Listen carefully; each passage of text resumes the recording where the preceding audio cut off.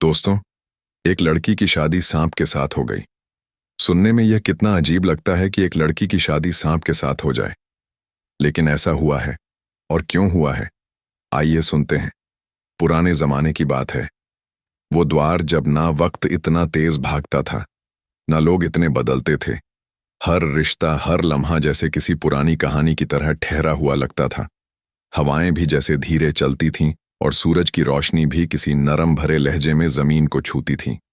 उसी जमाने में एक इलाका था, हरे भरे जंगलों से घिरा हुआ, जहां की सरहदों के भीतर एक आलीशान महल था।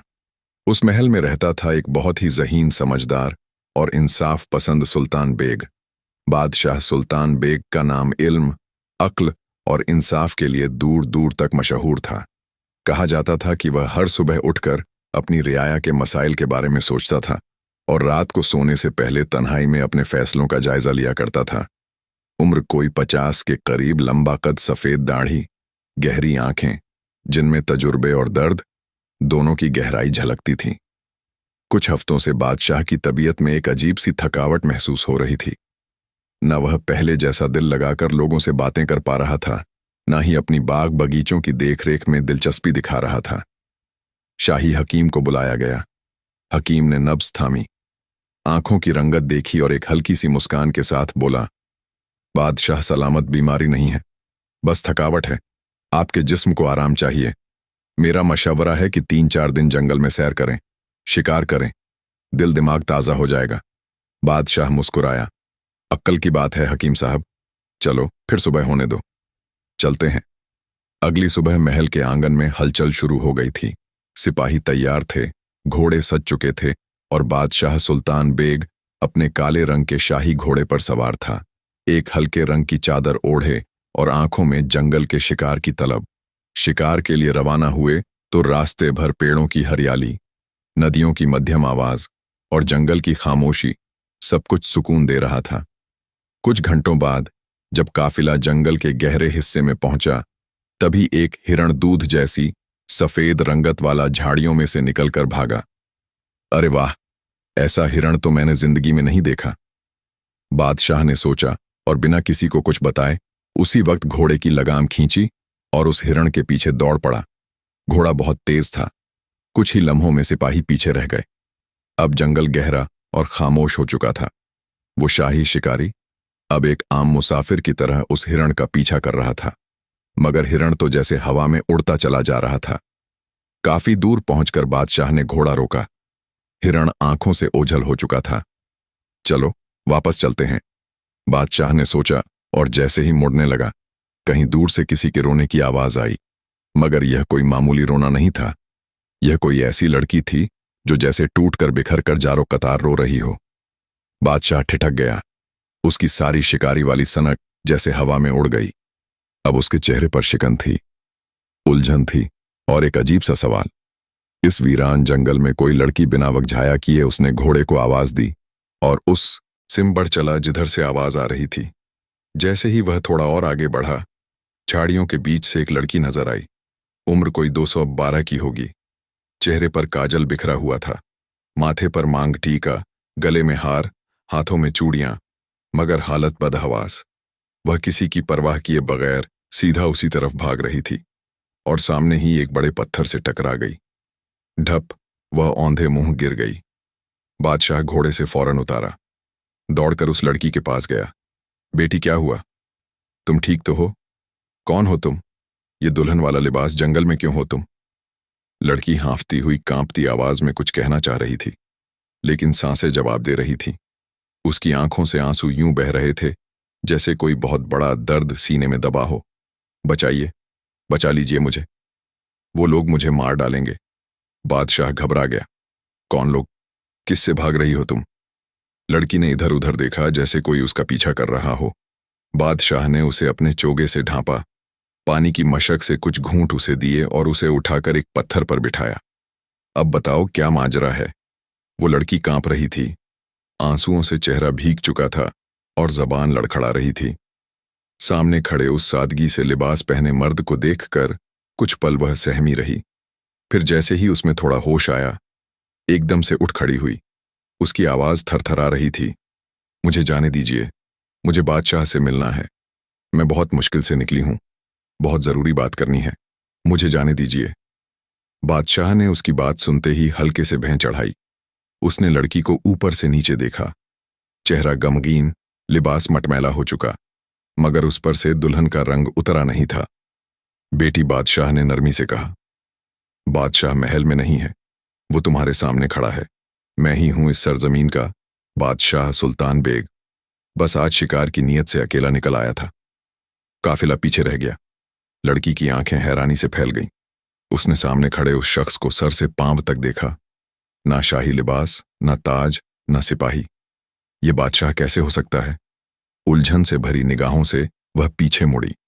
इधर उधर देखा ही था कि एक ही लम्हे में जंगल की तरफ से घोड़ों की टापों की आवाज आई। कुछ सिपाही घोड़ों पर सवार दौड़ते हुए आए और सामने खड़े उस सादा से आदमी के आगे गए। बादशाह सलामत, आप यहां थे? हम सब परेशान हो गए थे। माफ कीजिएगा, देर हो गई। लड़की अब कुछ समझ गई थी। उसके चेहरे पर जैसे किसी तूफान के बाद की खामोशी उतर आई। तो आप वाकई में बादशाह हैं? बादशाह ने सिर हिलाया। अब जो भी कहना है खुलकर कहो, घबराओ मत। लड़की की आंखों से आंसुओं का सैलाब फिर बह निकला। उसने कांपती आवाज में कहा, बादशाह सलामत, मेरी शादी कल रात एक सांप के साथ कर दी गई है। एक पल को जैसे हवाएं थम गईं। बादशाह के चेहरे पर हैरानी की लकीरें खींच गईं। सिपाही एक दूसरे का चेहरा देखने लगे। क्या कहा तुमने? सांप के साथ ये क्या कह रही हो? बादशाह ने बेहद नरमी से पूछा, मगर आंखों में अजीब सी तलखी उतर आई थी। लड़की अब पूरी तरह बिखर चुकी थी। वो जमीन पर बैठ गई। अपने लहंगे का पल्लू सीने से लपेटते हुए बोली, बादशाह सलामत, वो कोई आम सांप नहीं। वह रात को आता है। जैसे ही रात होती है वह आ जाता है और मेरे जिस्म को नोचता है, खरोचता है, काटता है। उसने आस्तीन उठाई। कांधे से लेकर बाजू तक सोने जैसे हल्के जख्मों के निशान थे, बिल्कुल वैसे जैसे किसी नुकीली चीज ने बार बार चीर दिया हो। मैं उस घर में नहीं रह सकती। मैं वहां घुट रही हूं। मैं भाग आई हूं जब वह सांप नहीं था। मैं बस बादशाह से मिलना चाहती थी। मेरी जान खतरे में है। वह रोती रही। उसके लफ्ज अब टूटने लगे थे। हिचकियां बन चुकी थीं। मेरे रिश्तेदारों और मोहल्ले वालों ने मेरी सुनवाई नहीं की। उन्होंने मेरी शादी एक सांप से कर दी है, जो इंसानी शक्ल में नहीं आता लेकिन हर रात मेरे ऊपर होता है। मुझे बचा लीजिए। बादशाह ने धीरे से लड़की के सिर पर हाथ रखा और कहा, तुम अब महफूज हो। मेरा वादा है, तुम्हारा मसला हल किया जाएगा। लेकिन इस वक्त तुम अपने घर वापस चली जाओ। मैं जल्द ही तुम्हारे गांव आऊंगा और खुद देखूंगा यह सूरत हाल। लड़की उठी। आंखों में उम्मीद थी, मगर दिल में अभी भी डर बाकी था। वो कुछ कहे बगैर वहां से चल दी। बादशाह खामोश खड़ा रहा। उसके चेहरे पर अब शिकारी का जुनून नहीं था, बल्कि सोच, फिक्र और एक गहरी उलझन की परतें थीं। सांप और शादी, क्या है यह माजरा? वह वहीं खड़ा रहा। कुछ देर सिपाहियों को इशारा किया और फिर धीरे धीरे अपने घोड़े पर सवार होकर महल की तरफ लौट गया। सूरज ढलने को था। महल की ऊंची मीनारों पर धूप की आखिरी किरणें किसी थके हुए मुसाफिर की तरह टिक गई थीं। फिजा में हल्की सी ठंडक घुल रही थी और हवा में वह खामोशी थी जो पुराने महलों के पत्थरों में पनपती है। बादशाह सुल्तान बेग महल में दाखिल हुआ तो दरबार खाली था।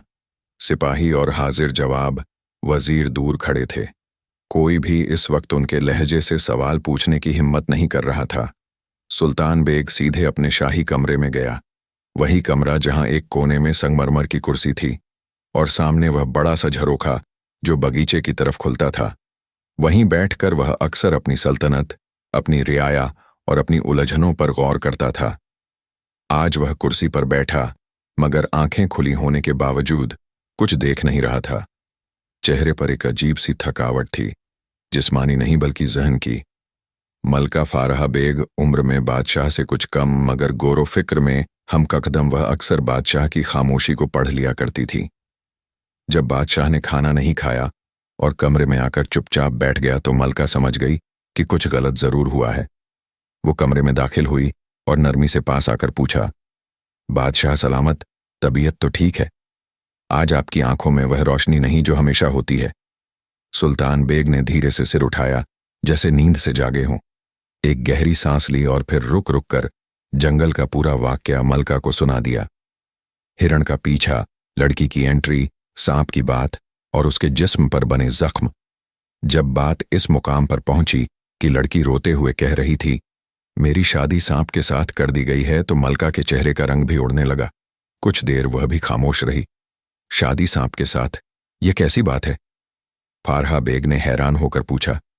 बादशाह सलामत, सांप किसी इंसान के साथ शादी कैसे कर सकता है? और फिर वह हर रात आता है और लड़की को नोचता है। यह कैसी तकलीफ है जो वह सह रही है? अगर वाकई में वह सांप उसे डसता तो अब तक वह लड़की जिंदा कैसे होती? बादशाह ने धीरे से कहा, यही सवाल मेरे जहन को चैन नहीं लेने दे रहा है। इंसानी सोच से यह बाहर की बात लगती है, मगर जो कुछ मैं देख कर आया हूं वह भी झूठ नहीं हो सकता। लड़की के जिस्म पर जो निशान थे वह किसी नाटक या अफवाह का हिस्सा नहीं लगते। मलका ने गौर से बादशाह का चेहरा देखा, फिर धीरे से बोली, इस मामले के पीछे कुछ और बात जरूर है। हो सकता है कोई ऐसा आदमी हो जो सांप की शक्ल में आता हो, या फिर उसे जबरदस्ती सांप से जोड़ दिया गया हो। मगर बात कोई भी हो, इसमें किसी ना किसी इंसानी जुल्म की बात ही है। बादशाह ने सर हिलाया। मुझे भी ऐसा ही लगता है। यह मामला किसी आम शादी ब्याह का नहीं। इसमें या तो कोई बड़ा धोखा है या फिर कोई बेआज साजिश। मलका ने कहा, आपको तह तक जाना चाहिए। यह तो आपसे मदद मांगने आई थी, और अगर हकीकत वाकई इतनी सख्त है तो उस लड़की को महफूज करना आपका काम है। इसके बाद वह चली गई और बादशाह किसी सोच में गुम हो गया। महल के दीवान खास में शाही चिराग जलाए जा चुके थे। रात धीरे धीरे गहराने लगी थी और बादशाह सुल्तान बेग अपनी कुर्सी पर बैठा बड़ी गहरी सोच में डूबा हुआ था। उसकी आंखों में अब भी उस लड़की की कांपती हुई छाया घूम रही थी। एक दुल्हन जिसके जिस्म पर जख्म थे और लबों पर राहत की फरियाद। उसी लम्हे उसने अपने सबसे भरोसेमंद 3 सिपाहियों को बुलवाया। यह तीनों वो लोग थे जिन्होंने कई बार बादशाह के लिए जान की बाजी लगाई थी। आंखों में वफा, जहन में होशियारी और दिल में बादशाह का एहसास। इन पर बादशाह को पूरा यकीन था। बादशाह ने धीरे से अपनी कुर्सी से उठते हुए कहा, तुम्हें एक जरूरी काम सौंप रहा हूं। वह लड़की जो जंगल में मुझसे मिली थी, जिस पर जुल्म की इंतहा हो चुकी है, मुझे उसके घर का पता लगाना है। तीनों सिपाही ध्यान से सुन रहे थे।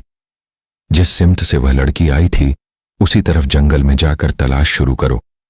जहां कहीं भी तुम्हें झोपड़ियां दिखे, लोगों से कुछ मालूमात हासिल करो, मगर बहुत एहतियात से। मुझे इस मामले की हर बात आधी रात से पहले चाहिए। कोई देरी बर्दाश्त नहीं होगी। तीनों सिपाही बिना सवाल किए निकल पड़े। रात अपने पूरे शबाब पर थी। चांद आधा था और जंगल की पत्तियों के बीच से छन कर आती उसकी रोशनी। तीनों सिपाही अपने साथ 4 और भरोसेमंद सिपाही लेकर जंगल की उस तरफ बढ़ने लगे जहां बादशाह ने लड़की को देखा था। काफी देर तक वह रास्तों को पहचानते रहे। झाड़ियों की। रात गए किससे मिलने आया है? सिपाही ने फुसफुसाकर कहा। सिपाही उस झोपड़ी की तरफ दबे पांव बढ़े। झोपड़ी के पास पहुंचकर उन्होंने एक किनारे से कान लगाया। भीतर से हल्की आवाजें आ रही थीं, किसी के खिसकने की, किसी के फुसफुसाने की। तभी आ नहीं छोड़ दो मुझे। एक जोरदार चीख गूंजी। वो चीख किसी औरत की थी, बिल्कुल घुटी हुई मगर दिल दहला देने वाली। चलो अंदर। सिपाही ने कमान संभाली और फौरन झोपड़ी का दरवाजा खोला। अंदर का मंजर देखकर सबके कदम ठिठक गए। झोपड़ी बहुत छोटी थी और दीवारों से टंगी चादरों से बनी छाया माहौल को और भी डरावना बना रही थी। बीचों बीच जमीन पर एक लड़की बैठी थी। वही दुल्हन वाला लिबास, वही लाल जोड़ा, मगर पूरा जिस्म कांप रहा था। चेहरा जर्द, होंठ सूखे और आंखें खुली मगर बेहोश सी। वह वही लड़की थी। मगर हैरत की बात यह थी कि हाँ, वह बूढ़ा आदमी जो अभी कुछ देर पहले झोपड़ी के अंदर गया था, वह वहां नहीं था। सिपाही झोपड़ी में इधर उधर देखने लगे। एक कोना था जहां से पर्दा हटा तो दिखा एक दूसरा छोटा दरवाजा। शायद वह आदमी उसी रास्ते से भाग निकला था। वो लड़की अब पूरी तरह बेहोश हो चुकी थी। उसकी हथेलियों पर भी हल्के सोने जैसे निशान थे। कमरे में कोई सांप नहीं था, मगर हवा में एक अजीब सी बू फैली हुई थी, जैसे मिट्टी और पसीने के साथ किसी डर का मिला जुला एहसास। सिपाही ज्यादा देर नहीं रुके। वह समझ चुके थे कि मामला मामूली नहीं है और बादशाह को फौरन इत्तला देना जरूरी है। वह वापस लौटे और रात के तीसरे पहर तक महल में दाखिल हुए। बादशाह सुल्तान बेग तब भी जाग रहा था, कुर्सी पर बैठा, आंखें दरवाजे की तरफ। जैसे ही सिपाही अंदर आए, उसने सीधा सवाल किया, मुझे सब कुछ बताओ। अभी और इसी वक्त एक सिपाही आगे बढ़ा, बिल्कुल सदी हुई आवाज में, मगर चेहरे पर अफसोस का साया था। बादशाह सलामत, हमने आपके हुक्म के मुताबिक जंगल की उस सिम का जायजा लिया, वहीं से जहां से वह लड़की आपके पास आई थी। हमें बहुत देर तक कुछ नहीं मिला, लेकिन आखिरकार कुछ झोपड़ियां मिली। वहीं एक आदमी झोपड़ी में दाखिल हुआ और अंदर से चीख की आवाज आई। जब हम अंदर पहुंचे तो लड़की बेहोश मिली। पूरे जिस्म पर गहरे निशान थे, मगर वह आदमी गायब था। बादशाह ने गंभीर लहजे में पूछा, क्या तुम्हें झोपड़ी के अंदर कोई सांप नजर आया? सिपाही ने नजरें झुकाकर कहा, नहीं बादशाह सलामत, हमने हर कोना छान मारा, वहां कोई सांप नहीं था। तो फिर बादशाह की आवाज अब तल्ख हो गई, तो फिर तुम सब वहां से क्यों लौटे? तीनों सिपाही एक लम्हा खामोश रहे। फिर एक सिपाही थोड़ा आगे आया और कहा, बादशाह सलामत, हमने एक ऐसा कदम उठाया जो आपके हुक्म में शामिल नहीं था, लेकिन हमें मजबूरी में लेना पड़ा। बादशाह ने भौहें चढ़ाई। क्या किया तुमने? सिपाही बोला। बादशाह सलामत, उस लड़की की हालत इतनी नाजुक थी, पूरा जिस्म कांप रहा था, सांसें टूट रही थीं और जख्म इतने गहरे थे कि हम डर गए। हमने फैसला किया कि उसे वहीं छोड़ने से बेहतर है कि उसे शाही हकीम के पास लाया जाए। वह अब महल के शिफाखाने में है, बेहोशी की हालत में। सुल्तान बेग कुछ पल के लिए खामोश हो गया, फिर गहरी सांस लेकर बोला, तुम लोगों ने सही किया, बहुत अच्छा किया। अगर तुम उसे वहीं छोड़ आते तो शायद यह लड़की सुबह का सूरज भी ना देख पाती। उसने तीनों सिपाहियों को शुक्रिया कहा और फिर वहीं से फौरन शिफाखाने की तरफ रवाना हो गया। शाही शिफाखाना महल से थोड़ी ही दूरी पर था। एक सीधा रास्ता जो गुलाबों की क्यारियों के बीच से निकलता हुआ एक बड़े अहाते तक पहुंचता था। जैसे ही बादशाह अंदर दाखिल हुआ, वहां की खामोशी में बस एक धीमी धीमी सांसों की आवाज थी। कमरे में शाही हकीम और उनकी बीवी, जो खुद एक तजुर्बेकार हकीमा थीं, उस लड़की के जख्मों का मुआयना कर रहे थे। लड़की अब भी बेहोश थी, चेहरा पीला, होंठ सूखे और जिस्म पर चादर हल्के से पड़ी थी, मगर कुछ जगहों पर से गहरे निशान दिख रहे थे। बादशाह के कदमों की आहट सुनकर शाही हकीम ने पीछे मुड़कर कहा, बादशाह सलामत। सुल्तान बेग ने बिना वक्त झाया किए पूछा, कहिए क्या मालूम हुआ? यह निशान किस चीज के हैं?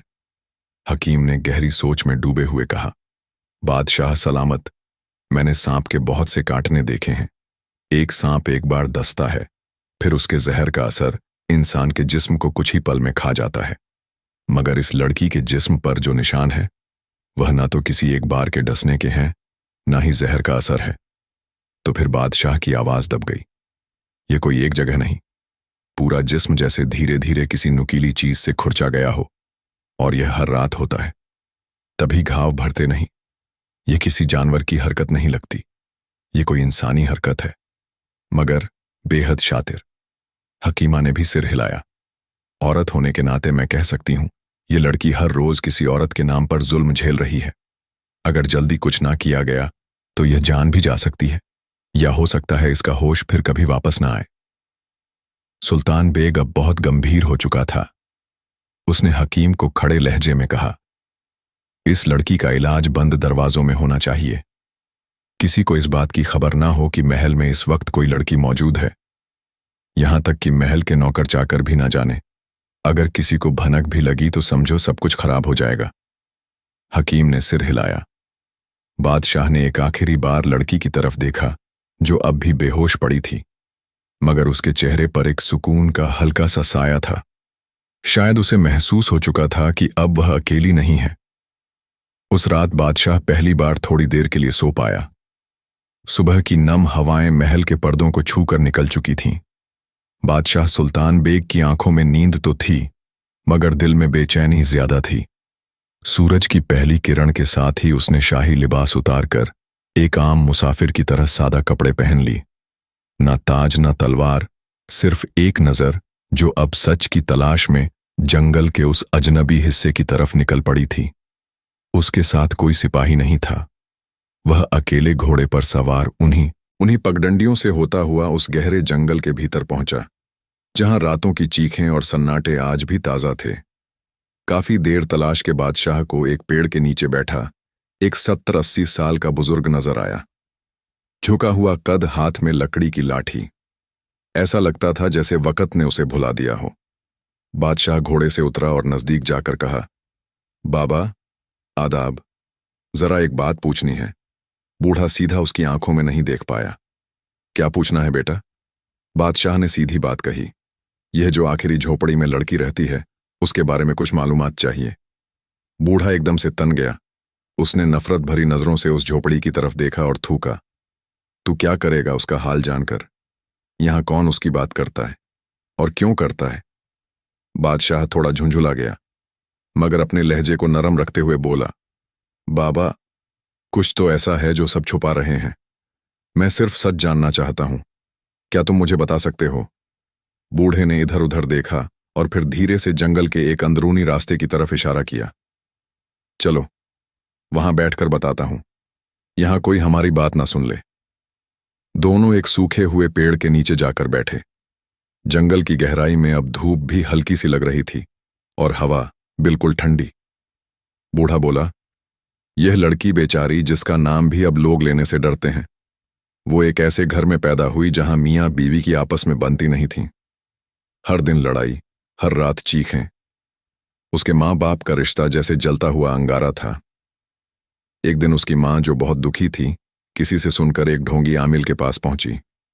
ढोंगी ने कहा, तुम्हारे घर पर असर है, ये लिफाफे में रखे कागज पानी में डालकर शौहर को पिला दो।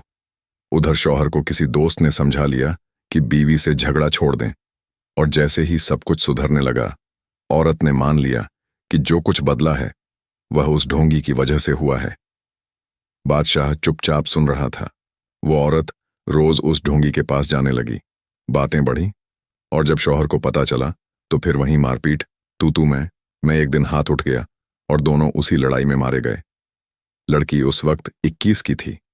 माँ बाप की मौत के बाद उसके रिश्तेदार आए, मगर उस वक्त वहीं ढोंगी उस घर में था। उसने कहा कि इस घर में एक साया है और यह तब तक रहेगा जब तक इस लड़की की शादी एक सांप से ना कर दी जाए। 3 दिन सांप के साथ रहकर अगर वह बच गई तो फिर कोई मर्द उससे शादी कर सकता है। बादशाह के होंठ थरथराए और किसी ने कुछ नहीं कहा। बूढ़े ने गहरी सांस ली। कोई कुछ नहीं बोला। उल्टे सब ने ढोंगी की बातों को सच मान लिया।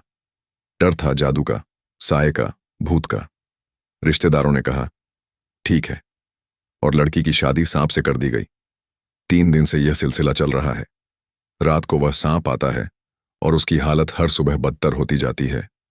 डर जो पूरे गांव को बांध चुका है। और गांव वाले बादशाह ने पूछा।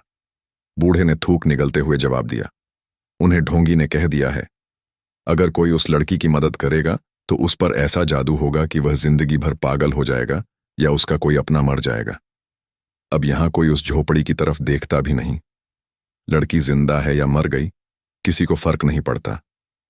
बादशाह के माथे पर गुस्से की लकीरें खींच गईं। यानी एक धोखेबाज, एक ढोंगी इंसान पूरे गांव को अपने डर से चला रहा है, और सब ने एक लड़की को जुल्म के हवाले कर दिया। बूढ़ा बोला, यह जगह अब इंसानों की नहीं रही, यहां डर का राज है। बादशाह गुस्से में उठ खड़ा हुआ। उसके सीने में अब तलवारों की गर्मी थी। लफ्जों में नहीं, इरादों में आग। अब यह डर टूटेगा और उस झोपड़ी से चीख नहीं, इज्जत की सांस निकलेगी। वह घोड़े पर चढ़ा और बिना किसी को देखे, बिना पीछे मुड़े, सीधा महल की तरफ रवाना हो गया।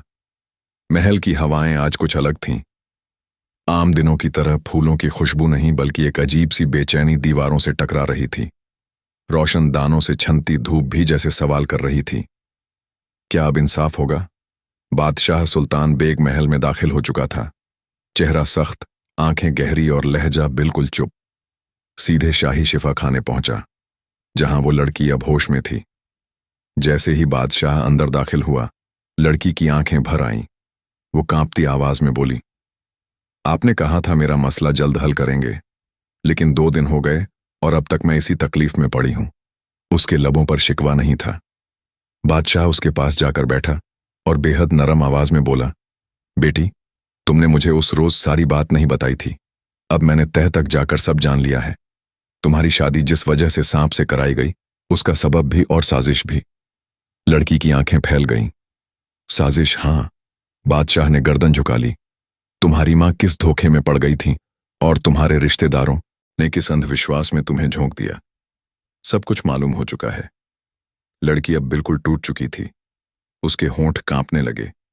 वो जमीन की तरफ देखने लगी और कहने लगी, मुझे तो कुछ भी समझ नहीं आता। मुझे होश ही नहीं रहता। हर रात जैसे एक साया आता है और मेरा जिस्म काटता है, खरोंचता है, मुझे बेहोश कर देता है। दिन निकलने पर जब होश आता है तो बस जख्म रहते हैं। जब मैं आपसे मिलने भागी थी, उस सांप को आने में कुछ देर थी। बस वही एक मौका मुझे मिला और मैं घर से निकल गई। मेरे दिमाग पर ऐसा असर है कि कभी कभी मुझे लगता है मैं खुद भी नहीं हूं, किसी और के बस में हूं। बादशाह के दिल में जैसे कुछ पिघल गया। उसने लड़की के सिर पर हाथ रखा और गुस्से को भीतर ही दबाते हुए कहा, अब तुम आराम करो। जो जुल्म तुम्हारे साथ हुआ है, मुझे अब उस आदमी तक पहुंचना है जिसने इस पूरे खेल को रचा। लड़की ने आंखें बंद कर लीं और हल्के से बोली, मुझे उसका नाम नहीं मालूम। बस इतना याद है कि वह जंगल के किनारे रहता है, एक वीरान सी कुटिया में जहां कोई और नहीं जाता। कुछ ही देर बाद शाह सुल्तान बेग अपने दरबार के सबसे भरोसेमंद वजीर और सिपाहियों के सामने खड़ा था। चेहरा अब सुल्तान का नहीं बल्कि एक इंसान का था जो अपनी रियाया की बेटी के लिए इंसाफ मांग रहा था। तैयारियां शुरू करो। 2 घोड़े लगाओ, एक मेरे लिए और एक वजीर के लिए। आज शाम ढलने से पहले उस जंगल में जाना है जहां से उस लड़की की चीखें उठती हैं। वजीर ने चौंक कर पूछा, बादशाह आप खुद? मगर वह इलाका तो अजीब गुमनाम सा है, वहां कोई नहीं जाता। और बादशाह की आंखों में आंधी आ गई। जिस जगह एक लड़की 3 रातें एक सांप के साथ गुजार चुकी हो, वहां एक बादशाह का जाना क्यों नामुमकिन हो। सिपाही खामोश हो गए। महल के अस्तबल में 2 तेज रफ्तार घोड़े तैयार किए गए। घोड़ों के नाल चमक रहे थे और उनके तन में वह बेचैनी थी जो हर जंग से पहले सवार के दिल में होती है। बादशाह अब महल के दरीचे से बाहर देख रहा था। उसके लबों पर कोई फरियाद नहीं थी, मगर आंखों में एक वादा था।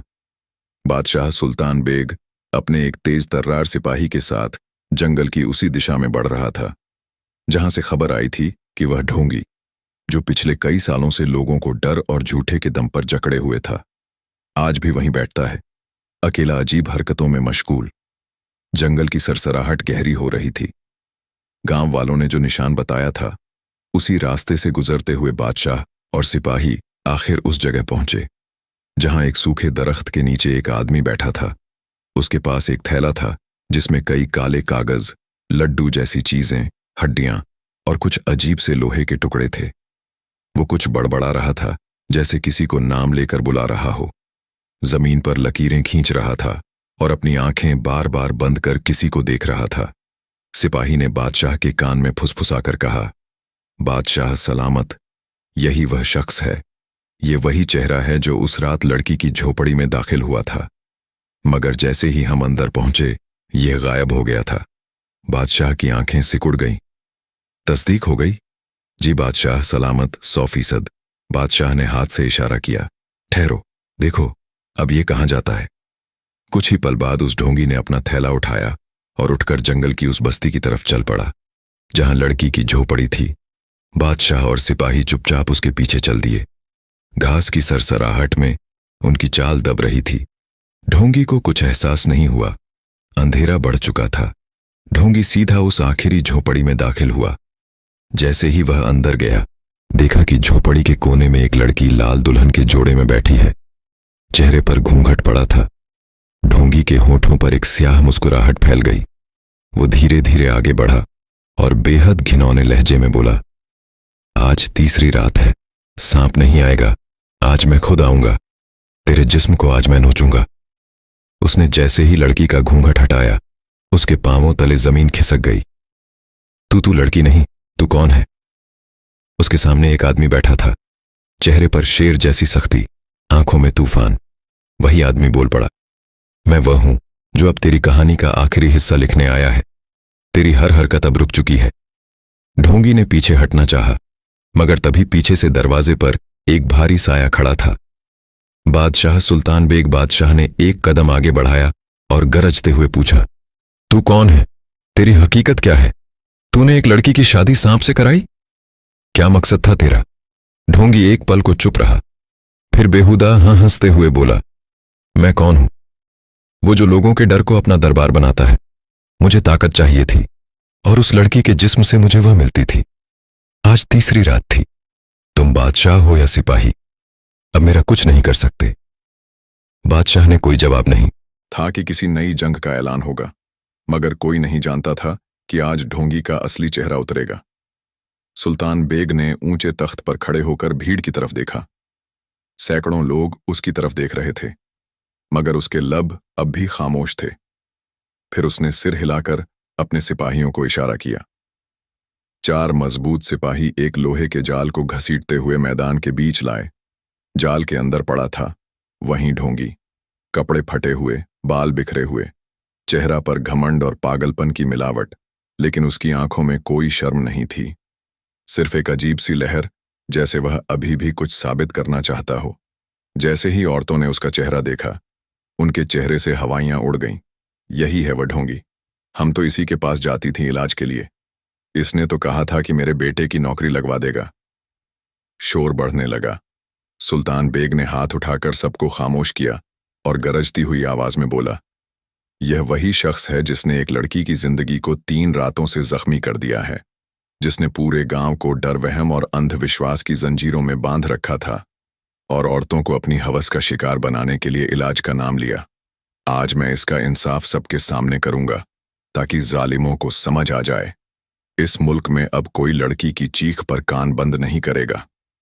बादशाह ने सिपाहियों से कहा, इसकी खैर खबर लो। ताकत का घमंड तब तक नहीं टूटता जब तक हड्डियों में सच्चाई की दस्तक ना दी जाए। सिपाही आगे बढ़े। एक ने उसके चेहरे पर थप्पड़ मारा, दूसरा उसकी टांग पर लाठी से वार करने लगा। किसी ने कमर पर लात मारी, किसी ने छड़ी से पीठ पर निशान बना डाले। ढोंगी का चेहरा अब तख्त से टकरा रहा था, मगर वह फिर भी चिल्ला नहीं रहा था, बल्कि हंस रहा था। हंसी ऐसी कि खामोश कर दे। मार लो, जितना चाहो मार लो, लेकिन मैं अब बहुत ताकतवर बन चुका हूं। तुम लोग बादशाह हो या सिपाही, मेरा कुछ नहीं बिगाड़ सकते। उसकी आवाज कांपती हुई मगर तेज थी। सुल्तान बेग ने गुस्से से अपनी तलवार निकाली। उसकी चमक ने पूरे मैदान को थर्रा दिया। तलवार को उसकी गर्दन के पास रखते हुए बादशाह ने कहा, आज तुझे वैसे भी सजाए मौत देनी है, मगर इंसाफ का तरीका यही है कि आखिरी लम्हा आने से पहले तू अपनी सफाई में कुछ कहना चाहे तो कह सकता है।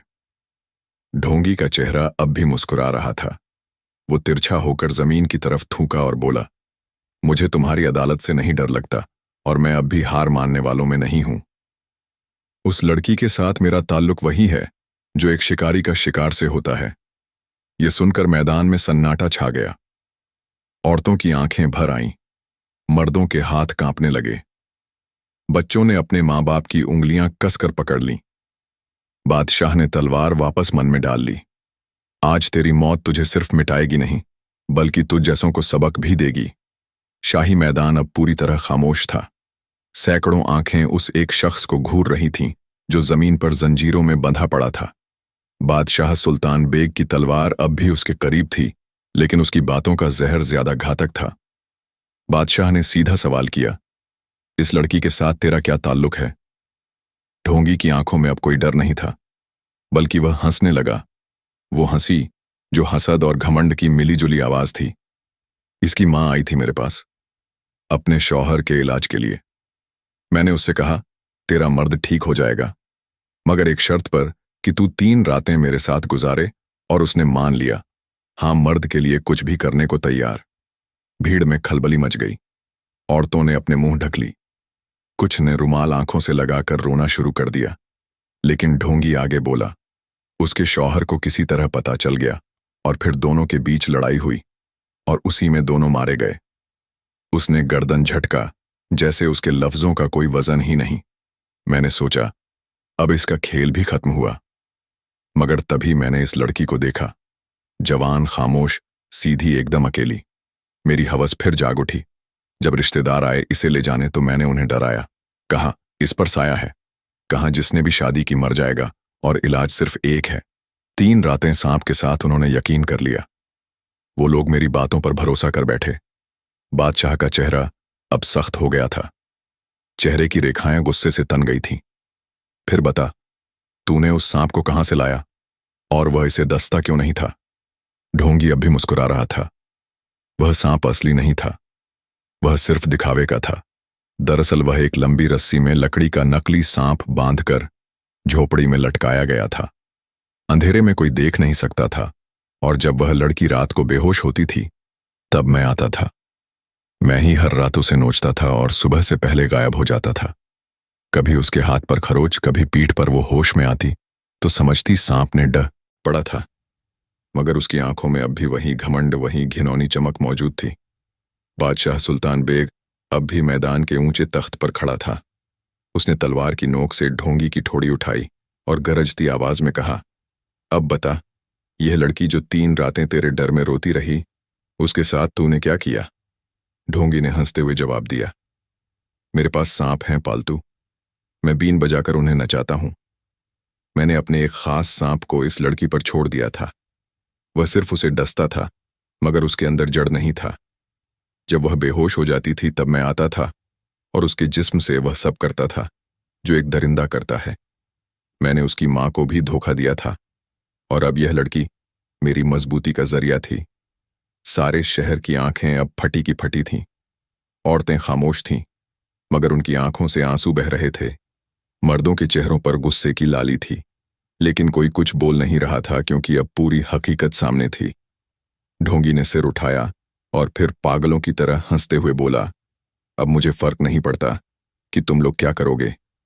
मैं बहुत ताकतवर हो चुका हूं। मैं तुम्हें और तुम्हारी सल्तनत को मिटा दूंगा। फिर वो बड़बड़ाने लगा और दोनों हाथ ऊपर उठाकर कुछ अजीब से शब्द पढ़ने लगा। कभी कोई लकीरें जमीन पर खींचता, कभी इधर उधर फूंक मारता, कभी खुद पर थूकता, कभी लोगों की तरफ घूरता, मगर कुछ नहीं हुआ। लोग देख रहे थे जैसे कोई नाटक देख रहे हो। ढोंगी की हंसी अब टूटने लगी। उसकी आंखों में खौफ आने लगा। ये कैसे हो सकता है? मेरे मंत्र बादशाह अब मुस्कुराया और धीरे धीरे उसके पास जाकर बोला, तू समझा कि तेरी लड़ाई एक बादशाह से है। तू गलत समझा। तेरी लड़ाई एक ताज से नहीं, उस आवाम से है जो अब जाग चुकी है। अब तू किसी लड़की को धोखा नहीं दे पाएगा, किसी मां को फुसला नहीं पाएगा और किसी घर को उजाड़ नहीं पाएगा, क्योंकि अब इंसाफ सिर्फ दरबार में नहीं मिलेगा, बल्कि हर गली, हर बस्ती में मिलेगा। बादशाह ने सबकी तरफ देखकर कहा, मैं आज सब औरतों से, सब माँओं से, सब बहनों से कहता हूं, अपने मसलों के हल के लिए किसी ऐसे शख्स के पास ना जाएं जो तुम्हारे जिस्म का सौदा करे, जो तुम्हारी लाज का तिजारत बनाए। अगर कोई कहे कि औरत की इज्जत ताकत का जरिया है तो समझ जाना वो ढोंगी है, वह धोखेबाज है, और मेरी सल्तनत में अब ऐसा कोई नहीं बचेगा। अगर तुम्हें कोई दिखे जो डर या डरावनी बातें करके तुम्हें अपने पास बुलाए, फौरन मेरे दरबार में आओ। अब से यह हुक्म है, ढोंग, जालसाजी और अंधविश्वास पर बैन है। इंसाफ का दरवाजा अब हर किसी के लिए खुला है। लोगों की आंखें भर आईं। कई ने अपने हाथ जोड़ ली। औरतें कहने लगीं, ऐसे बादशाह हर जमाने में हो। बादशाह ने सिपाहियों को इशारा किया, इसे कैद में डाल दो। इसका फैसला कल सुबह शाही अदालत में होगा, और वह फैसला ऐसा होगा जो सदियों तक लोग याद रखेंगे। ढोंगी अब चुप था। उसकी आंखों की चमक बुझ चुकी थी। जहर अब उसके अंदर ही घुटने लगा था। सिपाहियों ने उसे लोहे की जंजीरों में बांधकर घसीटते हुए किले के तहखाने में ले जाया। वहां जहां नाबीन थी, न सांप न अंधेरा, सिर्फ अकेलापन और जवाबदेही। अगले दिन सुबह शाही महल के सबसे बड़े आंगन में दरबार सज चुका था। उस दरबार में एक अजीब सा सन्नाटा था। न शोर, न हलचल। सबकी निगाहें तख्त की तरफ थीं, जहां बादशाह सुल्तान बेग अपनी तलवार के साथ बैठा था। शाही फरमान जारी हुआ, आज वह दिन है जब इंसाफ सिर्फ लिखा नहीं जाएगा, बल्कि सबके सामने दिखाया जाएगा। फिर वह घड़ी आई। सिपाहियों ने लोहे की जंजीरों में जकड़ा हुआ वह ढोंगी को दरबार के बीचों बीच लाकर बिठा दिया। वही शख्स जिसने एक लड़की को रौंदा, एक मां को धोखा दिया और पूरे गांव को गुलाम बना दिया। अब वह बिखरा हुआ था, चेहरा सूझा हुआ, कपड़े फटे हुए, और आंखों में अब कोई नहीं बचा था। बादशाह ने उसकी गर्दन अलग कर दी। शाही मैदान में एक घुप सन्नाटा छा गया और फिर ताली नहीं उम्मीद की आवाजें उठी। वह लड़की जो कभी बेबस थी, झोपड़ी में अकेली रोती थी, आज दरबार के कोने में खड़ी थी। बादशाह उसके पास आया और नरम लहजे में कहा, बेटी, मैं चाहता हूं कि अब तुम्हारी जिंदगी नए सिरे से शुरू हो। अगर तुम्हें मंजूर हो तो मैं तुम्हारी शादी अपने उस खास सिपाही से करना चाहता हूं जिसने मेरी हर साजिश को उजागर करने में मेरा साथ दिया। लड़की ने कुछ देर चुप रहकर सिर हिला दिया। मुझे कोई एतराज नहीं। फिर बादशाह ने सिपाही को बुलाया और पूछा, क्या तुम्हें कोई एतराज है? सिपाही ने बिना हिचक के कहा, नहीं बादशाह सलामत, मुझे भी कोई एतराज नहीं, बल्कि यह मेरे लिए फक्र की बात होगी। उसी शाम महल में छोटी सी शादी हुई। महल के सभी वजीर, सिपाही और खास लोग मौजूद थे। लड़की ने पहली बार एक हल्की सी मुस्कान के साथ आंसू बहाए। अब वह आंसू गम के नहीं थे, बल्कि राहत और इज्जत के थे। बादशाह ने उन्हें महल में ही एक अलग हिस्सा दे दिया जहां वह दोनों अपने नए सफर की शुरुआत कर सकें। उसके बाद जब भी किसी गांव में कोई ढोंगी की खबर आती, बादशाह खुद या अपने सिपाहियों को भिजवाते। वो कहते, अब ना कोई बेटी जलेगी, ना कोई मां फंसेगी। अब यह सल्तनत डर से नहीं, बिना डरे चलेगी। और इस तरह यह कहानी खत्म नहीं होती, यह एक सबक बन जाती है। वह लड़की अब एक मिसाल थी जिसने डर के सामने झुकने के बजाय इंसाफ के लिए दौड़ लगाई, और एक बादशाह जिसने सिर्फ तख्त का नहीं, दर्द का भी साथ निभाया। और इस तरह उस लड़की की शादी सांप के साथ हो गई थी। अब वह महल में रहने लगी और एक सिपाही की बीवी बन गई और हंसी खुशी जिंदगी गुजारने लगी।